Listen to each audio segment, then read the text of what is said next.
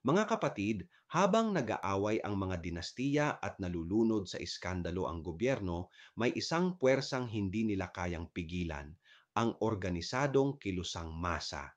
Sa lahat ng gulo, korupsyon, taas presyo, kawalan ng trabaho, pag-alis ng OFWs, iisa lang ang may malinaw na programa at direksyon, ang kilusang nakaugat sa hinaing, pangarap at lakas ng mga ordinaryong tao. Hindi ito pang preskon at hindi ito pang propaganda. Ito ay programang may laman, lupa, trabaho, sahod, karapatan, hustisya at tunay na pagbabago.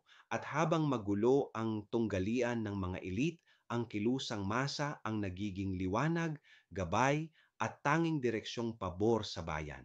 Ako si Padre Jesse Galilea, may pusong Pinoy. Kasama mo sa pananalig at pakikibakang panlipunan. Hanggang sa muli mga kapatid.